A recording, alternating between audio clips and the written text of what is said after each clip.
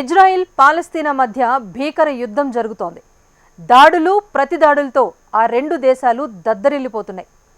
ఇదే యుద్ధం ఇప్పుడు ఇండియన్ పాలిటిక్స్ను కూడా షేక్ చేసేస్తోంది. దీనికి కారణం అధికార విపక్షాల వైఖరే.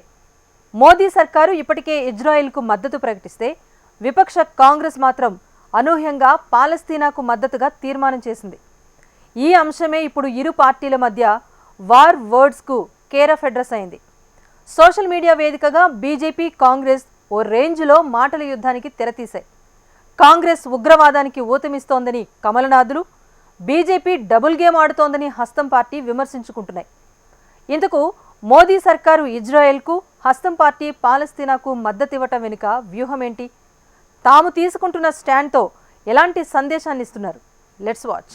దేశ రాజకీయంలో ఇజ్రాయెల్ పాలస్తీనా మంటలు. ఇజ్రాయెల్కు మద్దతుగా నిలిచిన మోడీ ప్రభుత్వం, పాలస్తీనాకు మద్దతుగా తీర్మానం చేసిన సిడబ్ల్యూసీ. రాజకీయాల్లో అధికార విపక్షాలు ఉండటం కామన్. అధికార పార్టీ తీసుకునే నిర్ణయాలు నచ్చకపోతే విపక్షాలు తప్పుబట్టడం కూడా కామనే. కానీ ఈ వైఖరి అన్ని అంశాల్లో వర్కౌట్ కాదు. అంతర్జాతీయ పరిస్థితులపై దేశంలో అధికారంలో ఉన్న పార్టీ ఓ స్టాండ్ తీసుకున్నప్పుడు విపక్షాలు మరో స్టాండ్ తీసుకోకూడదు. అలా తీసుకుంటే అంతర్జాతీయ సమాజం ముందు మన రాజకీయాలు చులకనయ్యే ప్రమాదం ఉంది. భారత్ ఎవరికి మద్దతిస్తోందన్న అంశంపై స్పష్టత కూడా లోపిస్తుంది. ఇప్పుడు ఇదంతా చెప్పడానికి కారణం ఇజ్రాయెల్ పాలస్తీనా యుద్ధం విషయంలో అధికార విపక్షాల నిర్ణయాలే. అధికార బీజేపీ ఇజ్రాయెల్కు మద్దతుగా నిలుస్తున్నట్టు ప్రకటిస్తే దానికి భిన్నంగా కాంగ్రెస్ పాలస్తీనాకు సపోర్ట్ చేస్తున్నట్టు తీర్మానం చేసింది. దీంతో ఆ రెండు పార్టీల మధ్య ఓ రేంజ్లో మాటల తూటాలు పేలుతున్నాయి. ఇజ్రాయెల్పై పాలస్తీనా, హమాస్ దాడుల విషయంలో భారత్ సహా కొన్ని దేశాలు ఇజ్రాయెల్కు మద్దతు ప్రకటించాయి. భారత విదేశాంగ మంత్రిత్వ శాఖ ఈ దాడులపై ఎలాంటి అధికారిక ప్రకటన విడుదల చేయకపోయినా ఈ దాడిని టెర్రరిస్ట్ దాడిగా ప్రధాని మోడీ పేర్కొంటూ ట్వీట్ చేశారు. ఈ కష్ట సమయంలో ఇజ్రాయెల్కు తోడుగా ఉంటామని ఆయన అన్నారు. అదే ట్వీట్ని విదేశాంగ మంత్రి జైశంకర్ రీట్వీట్ చేశారు తప్పితే అధికారికంగా ఇజ్రాయెల్కు మద్దతిస్తున్నట్లు విదేశాంగ శాఖ క్లారిటీ ఇవ్వలేదు.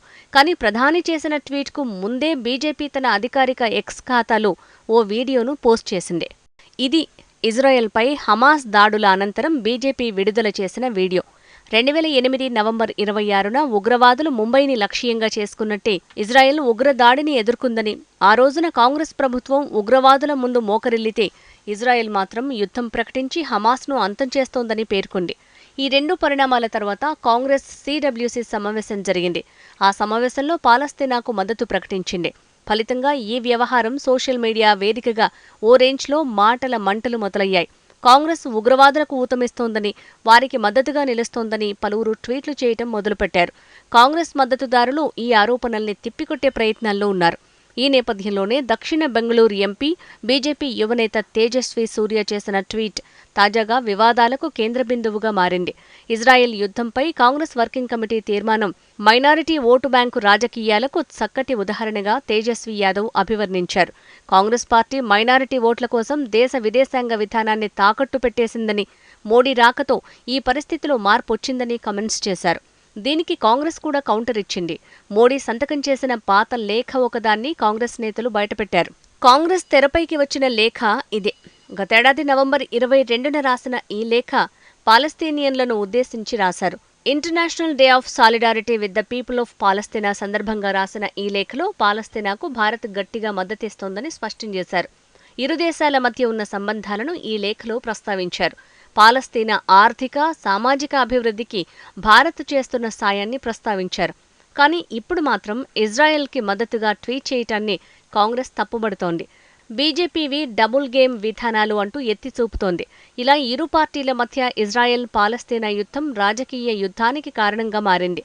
నిజానికి ఇజ్రాయెల్ పాలస్తీనా విషయంలో ఎవరికి మద్దతివ్వాలనే దానిపై భిన్నాభిప్రాయాలున్నాయి.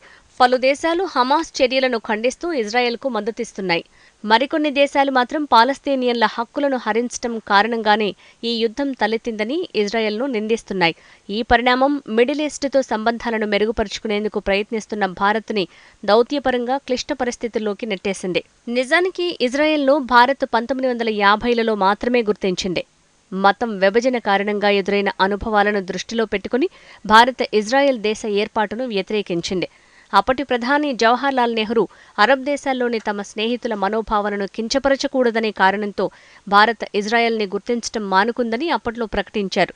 యాసర్ అరాఫత్ నేతృత్వంలోని పాలస్తీనా లిబరేషన్ ఆర్గనైజేషన్కి మద్దతు ఇవ్వటం ద్వారా చాలా ఏళ్లపాటు ఇజ్రాయెల్తో భారత్ సంబంధాలు అంతంత మాత్రంగానే ఉండేవి. అనంతరం ఇందిరా, రాజీవ్ గాంధీ ప్రభుత్వాలు కూడా పాలస్తీనా ఉద్యమానికి మద్దతునిచ్చాయి. అయితే ఈ మద్దతు స్వదేశంలో విమర్శలకు దారితీసింది. ప్రత్యేకించి అరబ్ దేశాలు 1962 భారత్ చైనా యుద్ధంలో తటస్థ వైఖరిని అనుసరించి 1965, 1971లో జరిగిన యుద్ధాల సమయంలో పాకిస్తాన్కు మద్దతునిచ్చాయి. ఈ అంశాలు భారత మిడిల్ ఈస్ట్ వ్యూహంలో భారీ మార్పుకు దారితీశాయి. ఇదిలా ఉంటే 1992లో ఇజ్రాయెల్తో భారత్ పూర్తి దౌత్య సంబంధాలను ఏర్పరచుకుంది. అటల్ బిహారీ వాజ్పేయి నేతృత్వంలోని బీజేపీ ప్రభుత్వంలో సంబంధాలు మరింత బలపడ్డాయి. 1999లో కార్గిల్ యుద్ధ సమయంలో ఇజ్రాయెల్ భారత్కు అవసరమైన సైనిక సామాగ్రిని అందించడంతో ఫ్రెండ్గా మారింది. అయితే బహిరంగంగా భారత్ పాలస్తీనా వాదానికి మద్దతిస్తూనే ఉంది. 2014 నాటికి అప్పటి విదేశాంగ మంత్రి సుష్మా స్వరాజ్ ఇజ్రాయెల్తో మంచి సంబంధాలను కొనసాగిస్తూనే తాము పాలస్తీనా వాదానికి పూర్తిగా మద్దతిస్తున్నామని చెప్పారు. 2018లో పాలస్తీనా అధ్యక్షుడు అబ్బాస్కి కూడా భారత్ ఆతిథ్యమిచ్చింది. మరీ ముఖ్యంగా మోడీ ప్రభుత్వం అధికారంలోకి వచ్చిన తర్వాత ఇజ్రాయెల్ని పాలస్తీనా కోణంలో, పాలస్తీనాను ఇజ్రాయెల్ కోణంలో చూడటాన్ని పక్కన పెట్టేసింది. ఆ రెండు దేశాల విషయంలో భారత్ సమతూకం పాటిస్తోంది. మానవ హక్కుల ఉల్లంఘన జరిగినప్పుడు ఖచ్చితంగా పాలస్తీనాకు భారత్ మద్దతు ప్రకటించింది. జాతీయ ప్రయోజనాలకొచ్చేసరికి ఇజ్రాయెల్తో కలిసి పనిచేస్తోంది. ఇలా ఇజ్రాయెల్ పాలస్తీనాకు మద్దతివ్వటం వెనుక బీజేపీ, కాంగ్రెస్ పార్టీలకు ఎవరి స్టాండ్ వారికుంది. కానీ గతంలో మద్దతివ్వటం వేరు, ఇప్పుడు మద్దతుగా నిలవడం వేరు. ఎందుకంటే ఇప్పుడు ఇజ్రాయెల్పై దాడి చేసింది పాలస్తీనా మద్దతు ఇచ్చే ఉగ్రవాద సంస్థ. హమాస్ను రాజకీయ సంస్థగా పాలస్తీనా చెప్తున్నా ఇజ్రాయెల్ సహా అంతర్జాతీయ సమాజం దాన్ని ఉగ్ర సంస్థగానే చూస్తోంది. పైగా అదే ఉగ్రవాదానికి వ్యతిరేకంగా పోరాడుతున్న భారత్ ఇప్పుడు హమాస్ దాడులకు కూడా మద్దతు ప్రకటిస్తే ప్రపంచానికి ఎలాంటి సందేశం వెళ్తుందో ప్రత్యేకించి చెప్పాల్సిన అవసరమే లేదు. అందుకే ప్రధాని మోడీ హమాస్ చర్యలను ఉగ్ర చర్యలుగా పేర్కొన్నారు. కానీ కాంగ్రెస్ మాత్రం తన పాత విధానాలకే పెద్దపీట వేసిందనే విమర్శలు వినిపిస్తున్నాయి. అందుకే ఈ రెండు పార్టీల మధ్య ఈ స్థాయి యుద్ధం జరుగుతోంది. ఏదేమైనా ఇజ్రాయెల్పై పాలస్తీనా, హమాస్ కలిసి చేస్తున్న దాడులను మాత్రం మెజారిటీ ప్రపంచం తీవ్రంగా ఖండిస్తున్న ఇలాంటి వేళ కాంగ్రెస్ తీర్మానం ఆ పార్టీని ఇబ్బంది పెట్టేదిగానే కనిపిస్తోంది.